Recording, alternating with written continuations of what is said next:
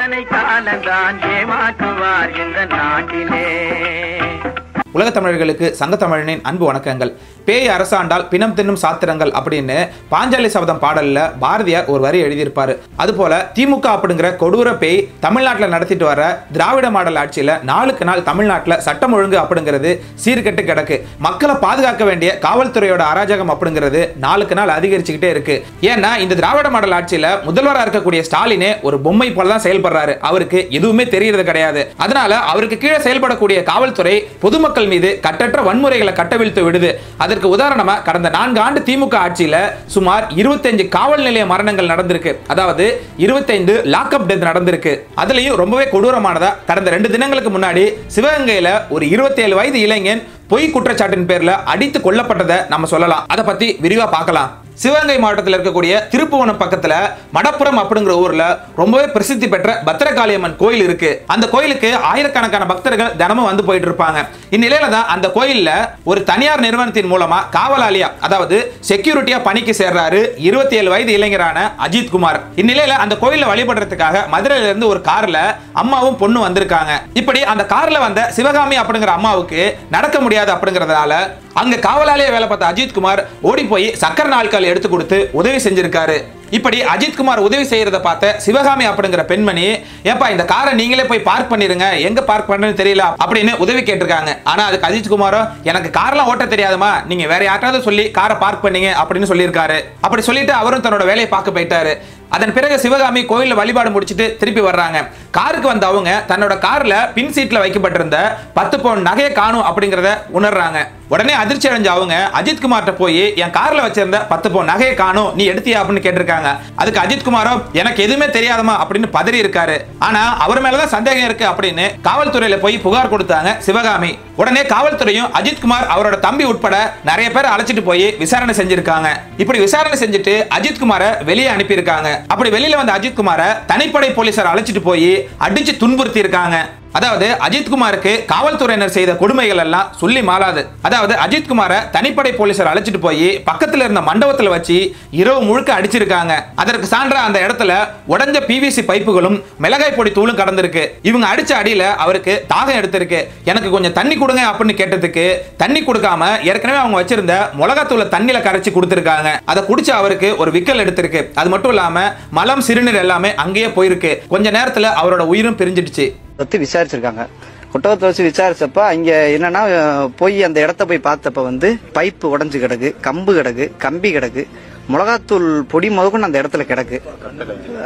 மிளகாத்தூள் பொடி மகுன்னு அந்த இடத்துல கிடக்கு. அந்த பையன் தண்ணி கேட்டிருக்காப்ல.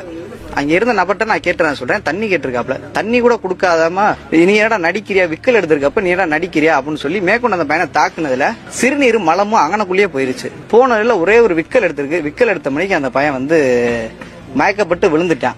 ஒரு பைப்பை வச்சு அடிச்சு அந்த பையனுக்கு விக்கல் வந்ததுக்கு அப்புறம் தண்ணி கேட்டிருக்கான். தண்ணி கேட்டா தண்ணி கொடுத்திருந்தா கூட அந்த உயிர் இன்னைக்கு இருந்திருக்கும். மிளகாப்படிய பிளான் பண்ணி எடுத்துட்டு போயிட்டு அதை கலந்து அந்த பையனை குடிக்க சொன்னதுக்கு அப்புறம் அந்த பையனுக்கு இயற்கை உபாதைகள் ரெண்டுமே போயிருக்கு. அதனால அவங்க அதுக்கப்புறம் இறந்திருக்காங்க. ரொம்ப கொடூரமான ஒரு சாவு இந்த கோவில் வாசல்லே நடந்திருக்கு.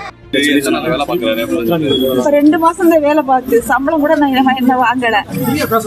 வண்டி பார்க் பண்ண சொன்னாங்க. உயிரோட கூட்டு வந்து இப்படி போனமா தர்றாங்களே, இது நியாயமா இவங்களுக்கு? கம்ப்ளைண்ட் பண்ணது ஒரு லேடி சார். கடந்த 2020 அதிமுக ஆட்சியில சாத்தான்குளத்துல ஜெயராஜ் பெனிக்ஸ் அப்படிங்கிற தந்தையும் மகனும் இப்படித்தான் காவல்துறையில விசாரணைக்காக அழைச்சிட்டு போய் அடிச்சு துன்புறுத்தி கொல்லப்பட்டாங்க. சரியா 2021 தேர்தலுக்கு சில மாதங்களுக்கு முன்னாடி இது நடந்ததால அதை மிக சரியா பயன்படுத்திக்கிட்ட திமுக ஜெயராஜ் பெனிக்ஸுக்கு நீதி வேணும் அப்படின்னு பல போராட்டங்களை முன்னெடுத்தாங்க. அதுலயும் குறிப்பா இன்றைய திராவிட மாடல் ஆட்சியின் பொம்மை முதல்வரான ஸ்டாலின் அன்றைக்கு மிகப்பெரிய போராட்டத்தை முன்னெடுத்தாரு. மாநிலத்தில் நடப்பது பழனிசாமியின் ஆட்சியா போலீஸ் ஆட்சியா அப்படின்னு விரிவான அறிக்கைகளை விட்டாரு. அவரை போலவே அவரோட மகனான இளவரசர் உதயநிதி ஸ்டாலினும் arrest killers of Jayaraj Bennix அப்படின்னு பதாகைகளை ஏந்தி தன்னோட கண்டனத்தை பதிவு செஞ்சாரு. அந்த சம்பவம் நடந்து சாத்தான்குளத்துல தன்னோட ஆளுகைக்கு உட்பட்ட பகுதியில இப்படி நடந்துருச்சு அப்படின்னு கால்ல சலங்கை கட்டி விட்ட சந்திரமுகியா மாறினாங்க கனிமொழி. மற்றவங்க எல்லாம் கையில பதாகை ஏந்தி தான் போராடினாங்க. ஆனா கனிமொழியோ justice for Jayaraj and Bennix அப்படின்னு மாஸ்கே அணிஞ்சு போராடினாங்க. கொஞ்ச நாளைக்கு இந்த மாஸ்கோட தான் அவங்க சுத்திட்டு வந்தாங்க. அது மட்டும் இல்லாம திமுகவை சேர்ந்த டிஆர்பி ராஜா, சேகர் பாபு, பொன்முடி இப்படி பலர் arrest killers of Jayaraj Bennix அப்படின்னு பதாகைகளை ஏந்தி போராட்டங்களை முன்னெடுத்தாங்க. அது மட்டும் இல்லாம தங்களுக்கு இருந்த ஊடக பலத்தை பயன்படுத்தி தமிழ்நாட்டில் இருக்கக்கூடிய முன்னணி நடிகர்களான, அதிலேயும் குறிப்பா பிற மொழியாளர்களான விஷ்ணு, விஷால், ராகவா லாரன்ஸ், ஐஸ்வர்யா ராஜேஷ், ஹன்சிகா, ராஷி கண்ணா, வரலட்சுமி சரத்குமார் இப்படி தமிழ்நாட்டில் நடிக்கக்கூடிய பலரை பயன்படுத்தி மிகப்பெரிய அளவில் அந்த செய்தியை கொண்டு போனாங்க திமுகவினர். இவங்க எல்லாத்தையும் விட ஒருபடி மேல போய் திமுகவுக்கு முரட்டு முட்டா கொடுக்கக்கூடிய சூர்யா 2 பக்கத்துல ஒரு அறிக்கை வெளியிட்டு நீதி நிலைநிறுத்தப்படும் என்று நம்புவோம் அப்படின்னு ஒரு ட்வீட் போட்டாரு. அது மட்டும் இல்லாம தமிழ்நாட்டில் சமூக போராளிகள் அப்படிங்கிற பேர்ல திமுக வீசக்கூடிய எலும்பு துண்டுகளை கவ்விட்டு அவங்களுக்காக குலைக்கக்கூடிய நக்கீரன் கோபால், யூடியூப் புருட்டஸ், பியூஷ் மனுஷ் போன்ற திராவிட அல்லக்கைகளும் தங்கள் பங்குக்கு சலங்கை கட்டி ஆடுனாங்க. ஆனா கடந்த 4 ஆண்டுகள்ல பொம்மை முதல்வரான ஸ்டாலின் ஆட்சியில 25 காவல் நிலைய மரணங்கள் நடந்திருக்கு. இந்த காவல் நிலைய மரணங்கள் எல்லாமே கைது செய்தவங்களை கொடூரமான முறையில அடித்து துன்புறுத்தி தான் அவங்க கொலை செய்யப்பட்டிருக்காங்க. ஆனா இப்படி செய்த காவல்துறை அதிகாரிகள் மீது எந்தவித நடவடிக்கையும் எடுக்கப்படல. ஏன் அதிமுக ஆட்சியில ஜெயராஜ் பெனிக்ஸ் அடிச்சு கொலை செய்த காவல் அதிகாரிகள் மேல கூட இந்த திமுக ஆட்சியில எந்தவித நடவடிக்கையும் எடுக்கப்படல அப்படிங்கறதா ஒரு கொடூரமான உண்மை. இப்படி ஒரு பொய்யான குற்றச்சாட்டுக்காக 27 வயது இளைஞனை கொடூரமான முறையில் அடிச்சு கொலை செஞ்சிருக்கு தமிழக காவல்துறை. இது அப்பட்டமான மனித உரிமை மீறல். ஆனா தமிழ்நாட்டில் இருக்கக்கூடிய மாநில மனித உரிமை ஆணையத்தின் உறுப்பினராக இருக்கக்கூடிய கண்ணதாசன் இதை பத்தி வாயே திறக்கல. ஆனா செந்தில் பாலாஜியை அமலாக்கத்துறை கைது செஞ்சுட்டு போனப்போ செந்தில் பாலாஜி போய் நேர்ல சந்திச்ச இந்த கண்ணதாசன் செந்தில் பாலாஜிக்கு காது தலையில் காயம் அப்படின்னு ஒரு விரிவான அறிக்கை வெளியிட்டாரு.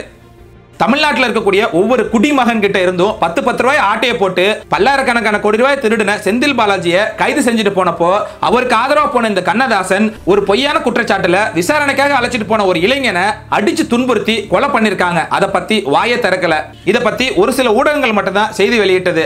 ஆனா பெரும்பான்மையான ஊடகங்கள், அதாவது திமுக வீசக்கூடிய எலும்பு துண்டுகளை கவ்விட்டு அவங்களுக்காக கொலைக்கக்கூடிய திராவிட அடிமை ஊடகங்கள் எதுவுமே வாயை திறக்காம அமைதியா கடந்து போயிட்டாங்க. ஆனா இதை கண்டிச்சு நாம் தமிழர் கட்சியின் தலைமை ஒருங்கிணைப்பாளரான சீமான் ஒரு விரிவான அறிக்கையை கொடுத்திருக்காரு. அதாவது விசாரணை என்ற பெயரில் காவல்துறையினர் கடுமையாக தாக்கியதாலேயே தம்பி அஜித் உயிரிழந்ததாக கூறி படுகொலைக்கு நீதி வேண்டி அவருடைய உறவினர்கள் போராட்டம் நடத்தி வந்த நிலையில் திருபுவனம் காவல் நிலையத்தில் பணியாற்றிய 6 தனிப்படை காவலர்களை சிவகங்கை மாவட்ட காவல்துறை கண்காணிப்பாளர் பணியிடை நீக்கம் செய்துள்ளார். காவல்துறை விசாரணையில் நடைபெற்ற படுகொலைக்கு பணியிடை நீக்கம் செய்வது மட்டும்தான் தண்டனையா? பணி நீக்கம் மட்டுமே படுகொலை செய்யப்பட்ட அஜித் மரணத்திற்கான நீதியா? பாதிக்கப்பட்ட அவர் குடும்பத்திற்கான துயர் துடைப்பா அப்படிங்கிற கேள்வியை முன் வச்சிருக்காரு. திருட்டு புகாருக்காக தம்பி அஜித் அவர்களை கடுமையாக தாக்கி விசாரித்த தமிழ்நாடு காவல்துறை தம்பி அஜித் அவர்களின் மரணத்திற்கு காரணமான காவலர்கள் மீது கொலை வழக்கு பதியாதது ஏன்?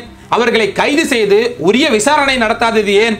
திமுக ஆட்சியில் பாமர மக்களுக்கு ஒரு நீதி, அதிகாரம் படைத்தவர்களுக்கு வேறு நீதியா?